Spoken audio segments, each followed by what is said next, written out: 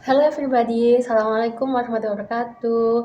In here we can interview about the English teaching learning, and I'm Ainta Lucy, and then I'm Galis Alifi Ramadhani. and we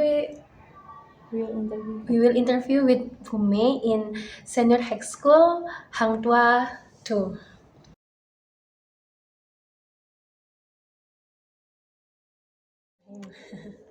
And the first question is how the definites about the learning in context English language teaching, and my answer this question Bu maybe in Indonesia it's okay.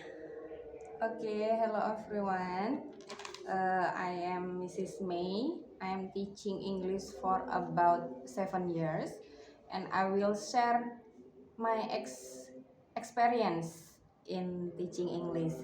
Okay, for the answer for question number one, bagaimana saya mendefinisikan pembelajaran berdiferensiasi dalam konteks pengajaran ELT. ILT. Nah, dari diferensiasi ini berarti bagaimana Bapak Ibu guru membedakan treatment kami kepada anak-anak dalam satu kelas tersebut. Jadi, memang pembelajaran diferensiasi ini sudah dimulai sekolah sejak diluncurkannya kurikulum Merdeka, Mbak Lucy. Jadi, di sini kami harus membedakan treatment kami pada setiap anak. Jadi tidak bisa satu gaya pembelajaran saja. Di mana itu tadi acuannya adalah pada tiga gaya belajar siswa, yaitu visual, auditori, dan kinestetik kan. Jadi itu yang jadi acuan kami dalam mentransfer pembelajaran ke anak-anak gitu. Jadi diferensiasi itu tidak hanya satu metode saja, tidak satu gaya saja yang kami berikan kepada anak-anak. Lebih ke visual berarti kita dengan menggunakan video dan yang berbentuk visual itu PPT juga bisa. Kemudian auditori itu berarti mereka akan listeningnya dengan audio dan juga kinestetik berarti dia berpartisipasi secara fisik dalam pembelajaran tersebut.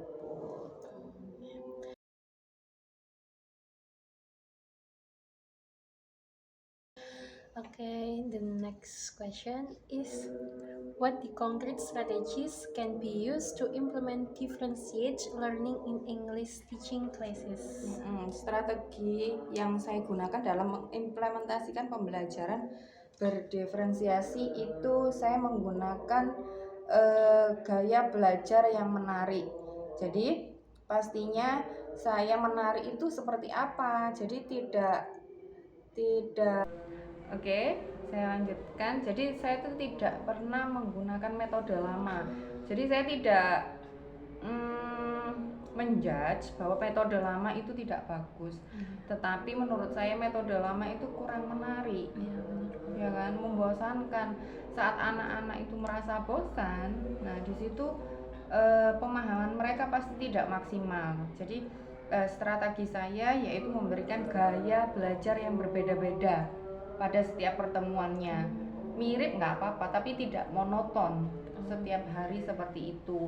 Kemudian memberikan treatment yang berbeda pada setiap anak. Contoh kalau anak-anak dia sukanya olahraga, pasti dia tidak mau kalau melihat video aja, itu kurang. Jadi arahnya ke kinestetik, dia harus berpartisipasi secara fisik, bisa dengan game atau biasanya itu group working juga bisa. Pokoknya dia ada partisipasinya sendiri, tidak hanya memperhatikan kemudian mencatat kemudian menjawab, tidak seperti itu.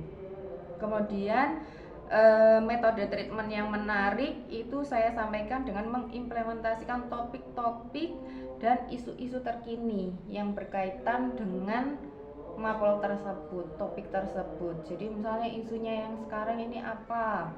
Contoh kalau sekarang itu masih MPLS, jadi kita masukkan isu-isu tersebut di situ. Atau yang sedang hype-hype juga nggak apa-apa kita masukkan juga. Jadi berita-berita di TikTok misalnya, kalau kayak misalnya ibu-ibu yang marah-marah gitu, nah itu kalau misalnya itu relate dengan topik kita, nggak apa-apa kita masukkan aja, dan anak itu kayak lebih zaman gitu. iya, lebih tertarik kayak gitu. Tapi ya itu poinnya harus sesuai dengan topik kita.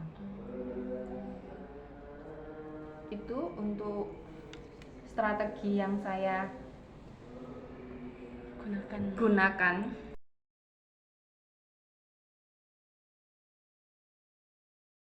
And the third question is, what are the main challenges you face in implementing a differentiated approach in English language teaching classroom environment, and how did you overcome them? Maksudnya kayak challenge-nya ya Bu ya? Tantangannya itu adalah waktu penyiapan materi pembelajaran, Mbak. Jadi kan kita harus bikin inovasi-inovasi lagi yang bikin anak-anak itu tadi menarik dan tertarik pada topik kita.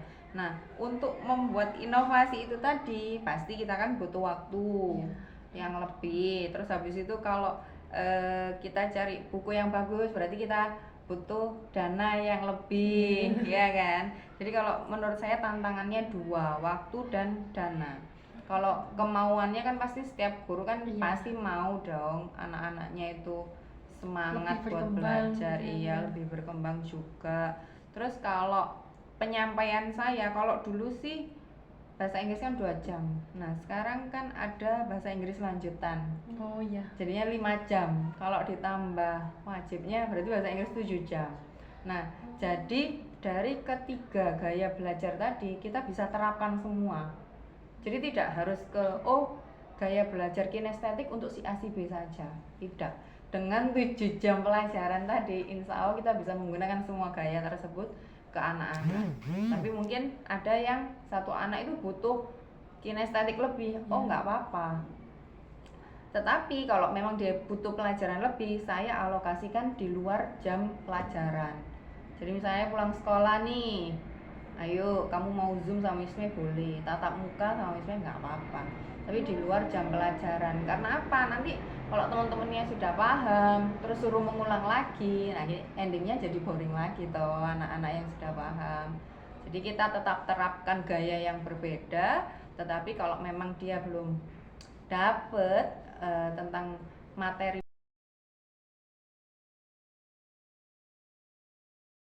saya bagaimana saya merancang dan mengadaptasi materi pengajar bahasa Inggris dalam memenuhi kebutuhan siswa. Seperti di poin sebelumnya, Mbak, topik saya harus menarik. Jadi meskipun itu legend, kayak legend kan cerita-cerita lama, maksudnya anak-anak itu sudah nggak tertarik, kayak Malin Kundang. Itu bagaimana kita buat materi tersebut harus menarik. Nah, di sini kadang memang kita kan terbatas ya. Kita kadang kalau kita mau memperbarui ilmu kita, menambah trik-trik kita membuat sebuah perubahan, membuat sesuatu yang baru kan memang butuh referensi, kita butuh sumber-sumber literasi. Nah, itu banyak sekali saya dapatkan dari buku-buku yang bagus. Jadi kayak tidak dari, kalau mau bahasa Inggris ya ini ya, kalau buku-buku yang penerbitnya itu dari Oxford ke Cambridge kayak gitu tuh sangat-sangat menginspirasi saya untuk merancang metode pembelajaran atau materi pengajaran saya. Contoh, dulu saya pernah pakai buku penerbit Indonesia, tapi saya lupa penerbitnya apa. Kemudian suatu saat saya dapat kesempatan mengajar dengan buku-buku terbitan Oxford dan Cambridge. Itu luar biasa. Memang kalau anak-anak sendiri langsung dapat buku itu pasti bingung ya. Tapi kalau kita kan dari segi guru pasti ini arahnya ke sini. Itu sangat banyak ngasih masukan ke kita. Kemudian topik-topiknya itu juga sangat bervariasi, kemudian vocabulary-nya, kemudian learning activity-nya itu juga banyak banget dari situ. Dan anak-anak juga kalau sudah visualnya oke, kayak gitu, itu topiknya oke, itu dan nggak berulang-ulang, itu juga mereka lebih antusias.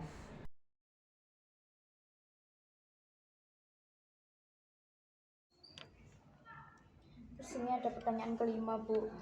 What concrete strategies can you implement to differentiate instruction and support the academic progress of students with different levels of English proficiency?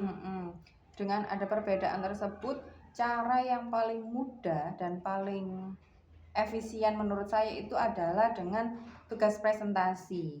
Jadi kalau presentasi kita sudah bisa dengan satu tugas aja, kita sudah bisa mendapat banyak penilaian. Pertama dari fluentnya mereka, gramaticalnya mereka, dan kontennya mereka. Jadi dia itu beneran paham apa enggak sih sama materi yang mereka bawakan. Kalau tesnya saja kan kadang mereka paham tapi mereka tidak bisa menjelaskan. Itu dengan tugas presentasi itu yang saya bisa menangkap untuk pembedaan mereka dalam kemampuan bahasa Inggris yang berbeda, gitu Mbak.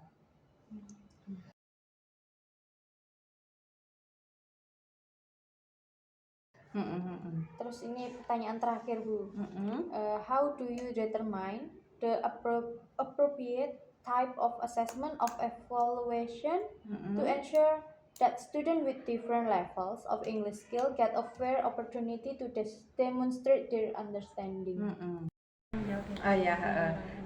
Kemudian untuk metode pembelajaran berdiferensiasi itu di sini ada 4, yaitu pertama konten. Konten itu berarti apa yang kita ajarkan ke anak-anak dari materi kita.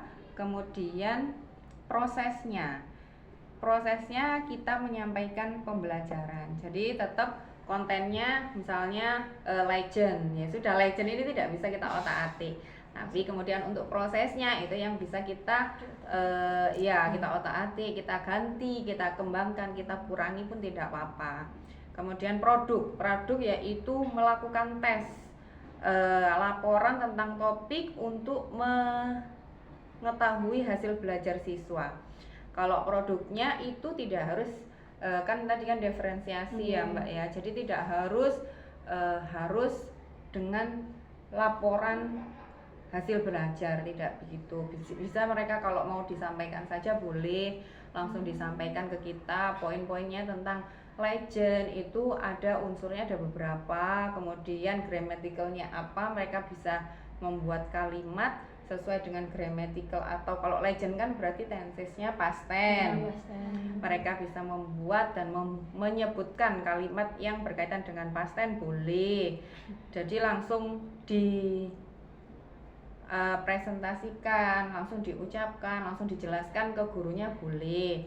Kalau yang tidak bisa seperti itu boleh secara tulis, itu tadi laporannya mereka. Kemudian poin yang keempat adalah lingkungan belajar. Lingkungan belajar ini juga sangat berperan bagaimana siswa dapat meningkatkan pemahamannya mereka, dapat meningkatkan hasil belajar mereka. Lingkungan yang seperti apa? Lingkungan yang aman dan tenang. Itu tadi. Jadi kalau mau belajar itu wajib nih Bapak Ibu guru tuh masuk kelas tidak langsung ayo anak-anak dibuka bab ini. Jadi lingkungan belajar yang aman dan tenang berarti kelasnya bersih. Anak-anaknya misalnya kalau habis kondusif, anak-anak misalnya habis jam olahraga, itu berarti harus ganti baju semuanya. Ganti kan baunya nih loh Mbak, berarti kan tidak nyaman kan, itu nanti berpengaruh juga. Jadi kita datang, kita tanya dulu, kita lihat dulu bagaimana emosi anak-anak pada saat pelajaran kita. Anak bagaimana kabarnya hari ini, itu juga perlu kita tanyain dulu anak-anak. Tapi yang pertama harus dipastikan kondisi emosi gurunya dulu. Jadi kita harus paksakan, harus kita tata diri kita, jadi masuk kelas itu kita dalam emosi yang baik, gitu, happy. Terus jadi anak-anak itu ke bawah dengan vibes-nya beda, vibes kita gitu. Setelah kita pastikan diri kita tanya anak-anak, gimana anak-anak hari ini kabarnya gitu. Kalau pastikan sudah mereka happy, kemudian itu tadi kebersihan kelas, kondisi anak-anak. Kalau tadi yang belum ganti baju ya suruh ganti baju dulu.